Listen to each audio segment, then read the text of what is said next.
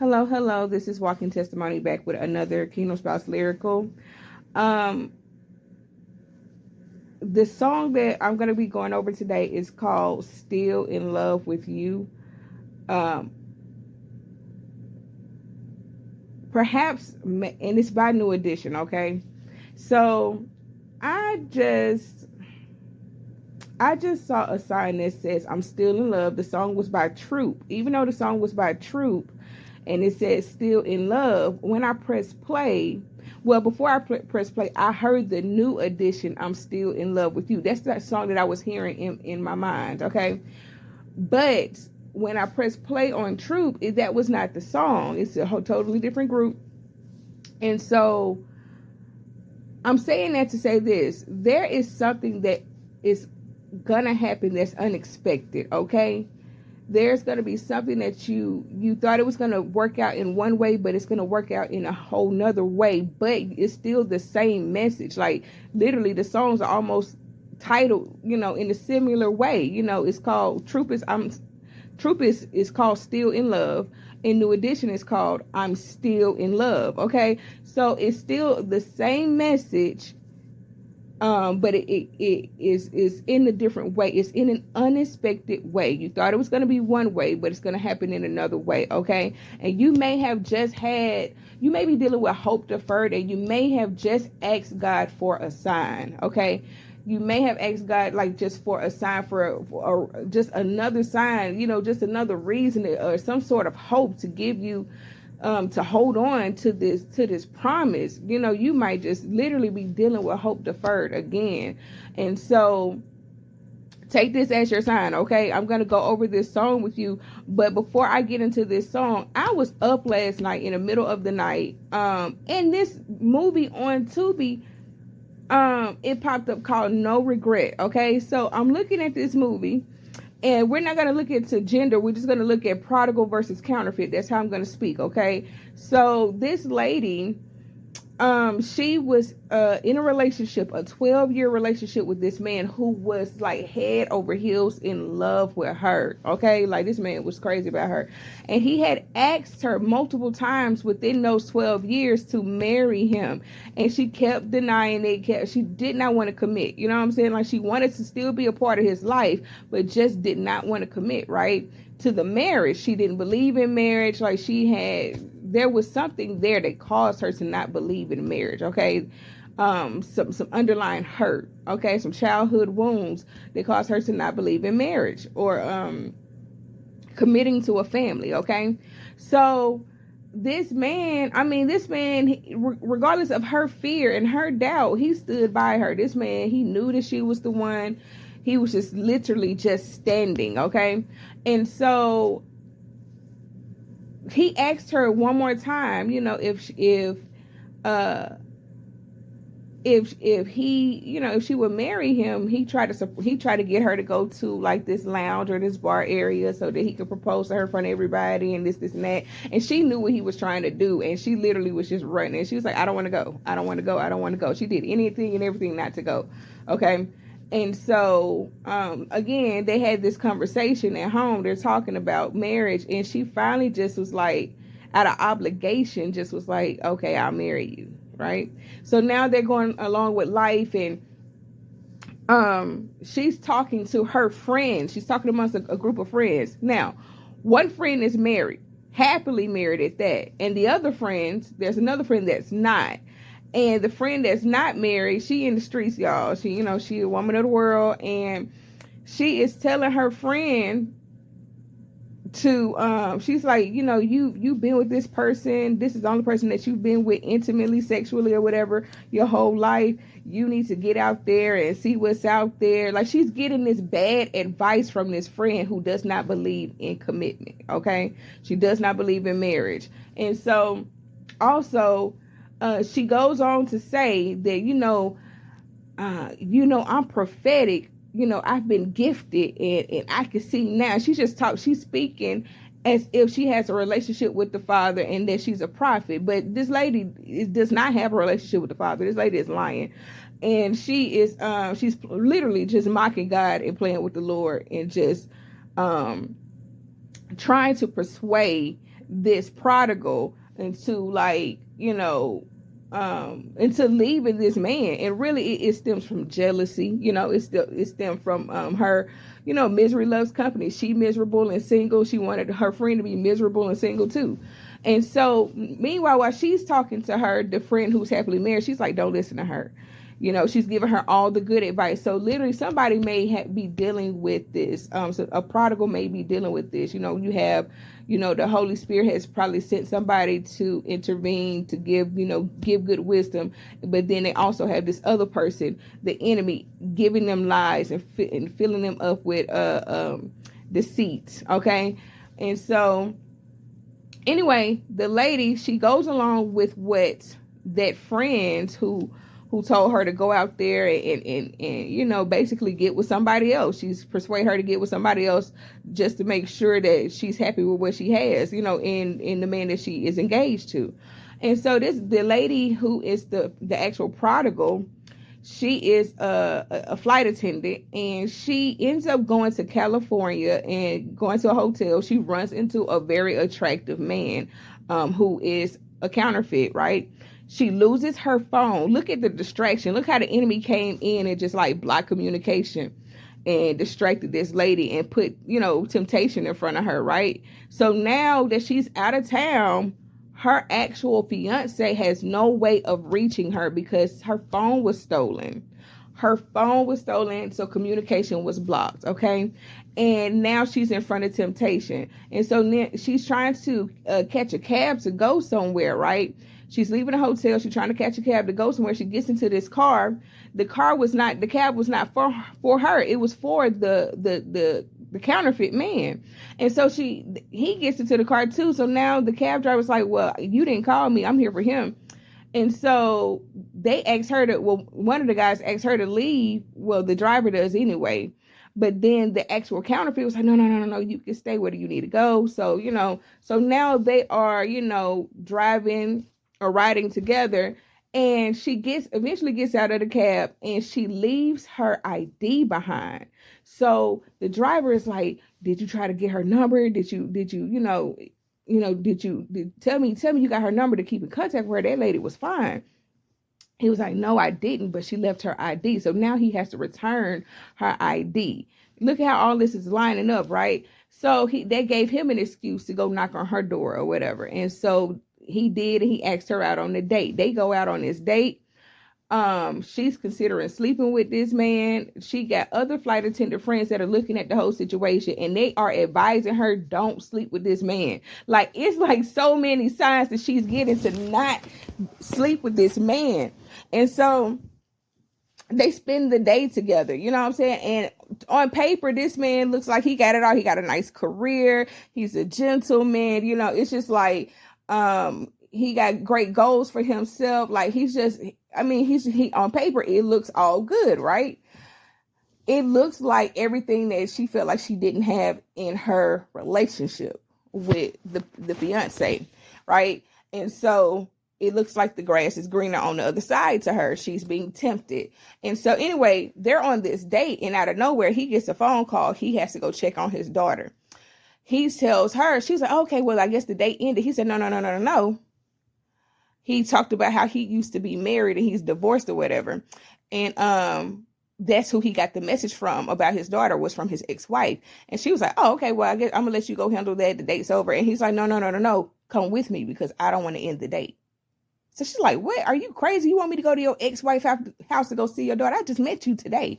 And so he was like, yeah, but I don't want to let you go. So there may be a counterfeit that just don't want to let go of the prodigal, right? So that counterfeit may be doing any and everything to try to keep hold of their prodigal, right? So anyway, she eventually agrees to go with him to go check on his daughter. She meets this man's ex-wife. The ex-wife clearly is still in love with this counterfeit, and so it's very awkward. Okay. It's very, very awkward. So now, the little girl, some way, somehow has invited this woman and this man to stay for dinner. And so it put all the adults in awkward situations. So she don't want to say no.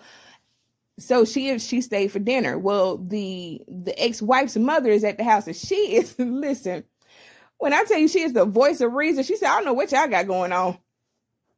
She's like, you here with your new girlfriend in front of your ex-wife having dinner? Like, so she called everybody out, and she's like, you sitting up here letting this woman walk in with your ex-husband and sit at your dinner table. Like, she's like calling it what it is. So, and again, she said, I see there's a ring on your finger. She's telling this prodigal, I see that there's a ring on your finger. And she was like, yes, well, I'm engaged. She said, wait a minute, you're engaged and you here with him who's with his ex-wife and daughter? So she's basically like, make it make sense. So even though she calling everything out, she still has like some sort of, I don't know what you call it. I don't know if it's an empathy towards this woman, because she feels like this lady is dealing with something. She could definitely tell that this lady is in a crossroads. Okay. She's a double-minded person. This prodigal is a double-minded person. Okay. So anyway, they ended up leaving, and they get to a point where they go back to the hotel, the man and the woman. They're going back to the hotel, and right before they leave, actually, the mother has a conversation with the daughter of the ex-wife, the mother of the ex-wife and the ex-wife. They have a conversation, and so she's basically like, anybody can tell. She says anybody can tell that's in the same room with you guys that you are clearly. There's still love here, and it's not dead. She said, yeah, but there was a divorce. She was like, those are just papers. Clearly, that is still your husband. That is still your man. It doesn't matter that he brought her. He don't care about her like how he care about you.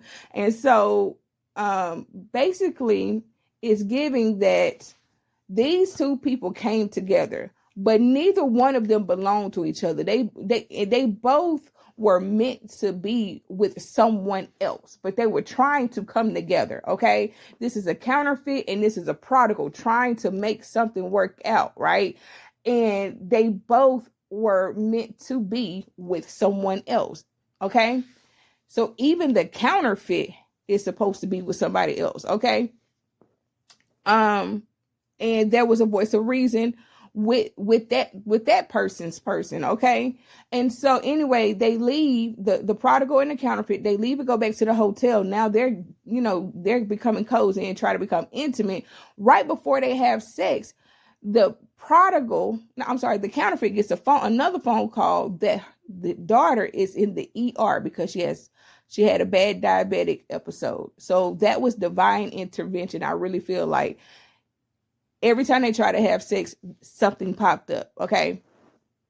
So he was like, I got to go to the ER. I got to go to the ER. He goes to check on his daughter. He asked her to come with, right? So she was like, no, there's family stuff. She don't want to go, but she ends up going anyway. Again, this counterfeit does not want to let go of this prodigal. It's like just dragging this person along, right? And dragging them and dragging this person into their lives. Okay. And the counterfeit knows, the prodigal knows that he or she does not belong in this person's life like this, feeling uncomfortable, saying, no, I have to go. But again, this counterfeit is like, no, come with me. And so she gets to this hospital with them, and she doesn't go into the room. She's standing outside. And so as she's standing outside, that voice of reason, that ex-wife's mother, she comes outside with her. She has a conversation with her as well, a one-on-one. And the prodigal ends up admitting that she does have a fiance back home. And she said it took 12 years. She's been engaged for 12 years. It's taken 12 years for them to get married because she has a problem with commitment. And then she began to speak about her relationship with her own mother. She was like, you're such a good mother to your daughter. I witnessed that. She said, she wished she had the same relationship with her own mom. So she told the story of how her mom had left her and abandoned her and her brother. And so the mother of the ex-wife advises her to get closure with her own mom because she says, I really feel like the counterfeit, not the counterfeit, but the prodigal. I'm trying not to get confused, y'all. The prodigal says, I really feel like the reason why I could never commit to the person that loves me is because my mother did not commit to us. Okay? So she had some childhood trauma she needed to deal with.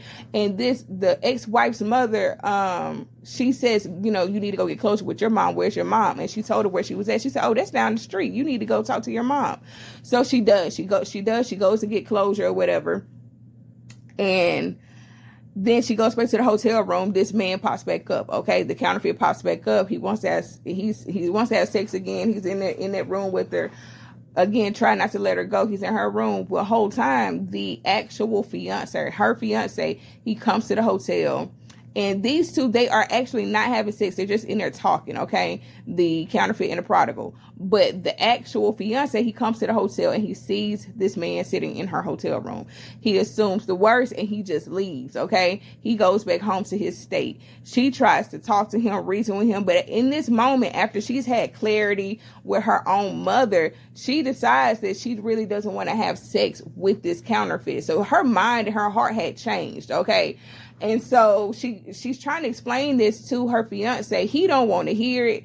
The engagement is off, but this person is heartbroken. But even though this person is heartbroken, he cannot get over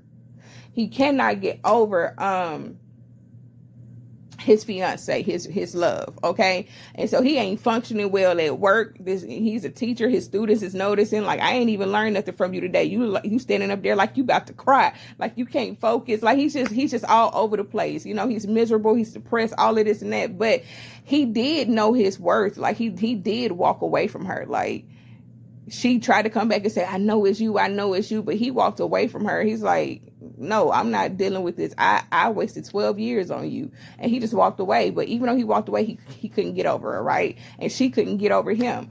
And so even in this movie, it talked about forgiveness. She was willing to forgive her mom. And it was like once she was willing to forgive her mom, she was able to move forward or willing to move forward with her fiance. But he wasn't quite there. He was still hurt, right?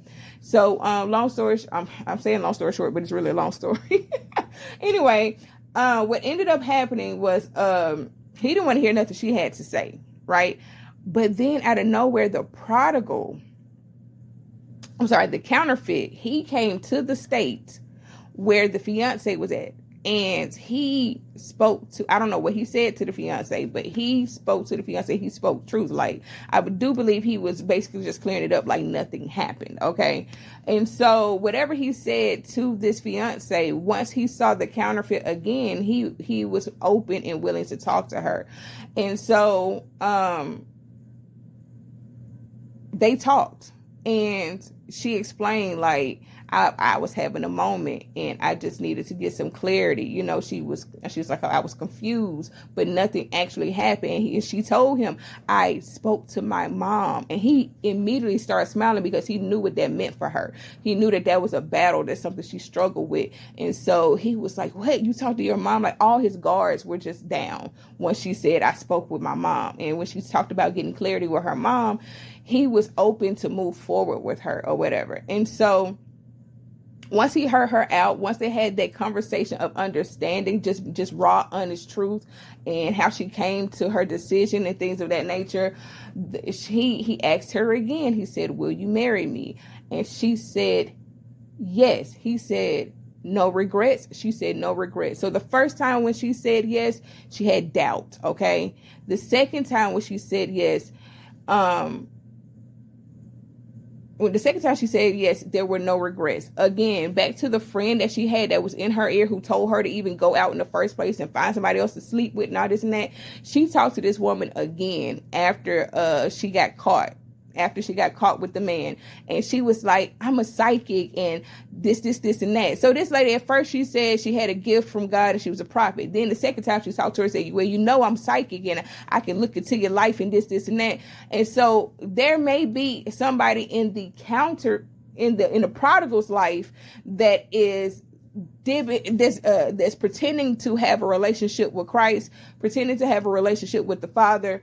But then behind closed doors, they're dabbing in tarot. They're dealing with witchcraft. They're doing witchcraft and stuff like that. You know, you can't serve two gods. And so there's somebody who was trying to lie to this person and persuade this person to do bad. But also remember that God had also put like someone else there, you know, another person there that was happily married, that was speaking truth to this person. So the first time that these two people talked to this prodigal, the prodigal chose to go with the person who was serving or trying to serve two gods, okay? Or the person of deception, okay? But the second time that they had a conversation, the prodigal decided to listen and take heed to what the married person was saying, the person that God had sent to put wisdom into that prodigal's ear, okay? So anyway, the end of the story was no regrets, okay? I may have to do a part 2. I'll do a part 2 to the actual song Still in Love, because this word has gotten to be too long. So I'll call this one No Regrets. But this message may not be for everybody. But take me in this message back to the